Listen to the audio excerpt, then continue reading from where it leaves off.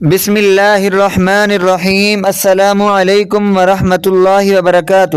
ایک شخص بہت ہی غریب تھا۔ اس نے اپنی بیوی سے مشورہ کیا کہ ایک رئیس آدمی کے ہاں غلامی کی جائے۔ اس کی بیوی نے اجازت دے دی۔ اس کی بیوی نے ابھی پہلا بیٹا ہی پیدا نہیں کیا تھا کہ اپنی بیوی کو بھری جوانی میں چھوڑ کر غلامی میں چلا گیا تاکہ آنے والے بچے کا بہتر مستقبل بن جائے، اور دور دراز ایک شہر میں چلا گیا اور 20 سال اس رئیس آدمی کی خدمت کی۔ 20 سال بعد رئیس آدمی سے اجازت لی کہ وہ اب گھر جانا چاہتا ہے۔ رئیس آدمی سخی بھی تھا۔ اب اسے بہت ساری بکریاں، گائیں، بھینس اور اونٹ دیے اور امیر اور مالا مال بنا کر واپس بھیجا۔ وہ واپس آ رہا تھا کہ صحرا سے گزر ہوا اور راستے میں اسے ایک جھوپڑی ملی۔ اس میں ایک درویش آدمی تھا۔ اس کے پاس رات گزاری۔ غریب شخص نے رات کو درویش آدمی سے گزارش کی کہ وہ اسے نصیحت کرے۔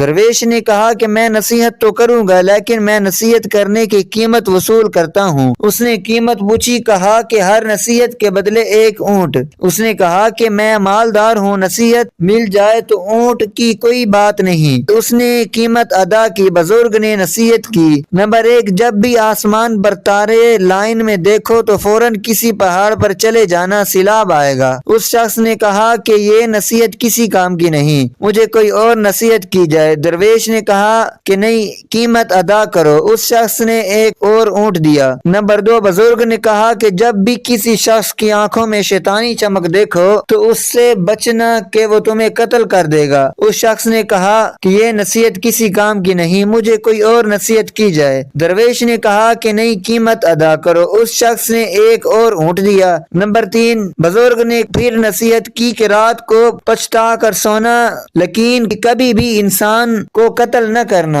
اس شخص نے سوچا کہ 3 اونٹ ضائع ہو گئے اور چپ چاپ کر کے سو گیا۔ صبح وہ چل دیا۔ سفر لمبا ہونے اور کئی دن کا سفر ہونے کی وجہ سے وہ 3 نصیحتیں بھول گیا کہ وہ ایک رات ایک گاؤں میں پڑاؤ ڈالتا ہے۔ ایک شخص کے گھر قیام کرتا ہے جو کہ باتیں کرنے کا وہ بہت ہی اچھا معلوم ہوتا تھا، لیکن اس کی آنکھوں میں وہی شیطانی چمک دیکھ کر چونک جاتا ہے۔ بزرگ کی نصیحت اسے یاد آتی ہے۔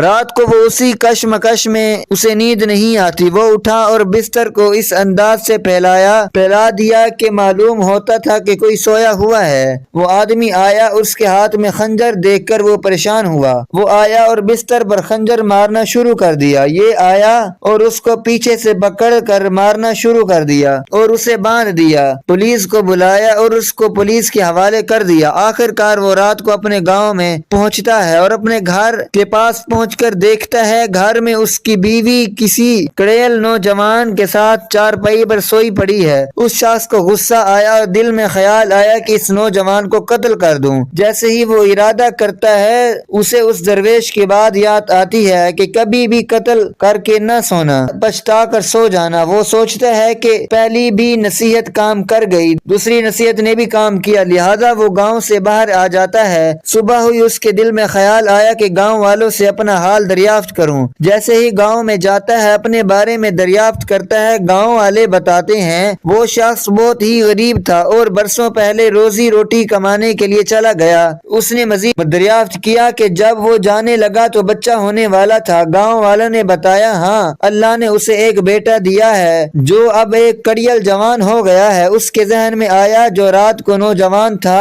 وہ میرا ہی بیٹا تھا۔ جیسے قتل کرنے کا خیال اس کے دل میں آیا تھا، وہ گھر گیا اور بیوی اور بیٹے سے ملا تو دوستو سچ ہی کہتے ہیں، اگر کوئی بھی بڑا آپ کو نصیحت کرے تو اس کو پلے سے باندھ لینا چاہیے۔ آج کل بزرگ نصیحت کرے تو اولاد آگے سے ڈانٹ دیتی ہے۔ ہر نصیحت پر غور کرنا چاہیے، جو غور نہیں کرتے وہ پھر پچھتاتے ہیں۔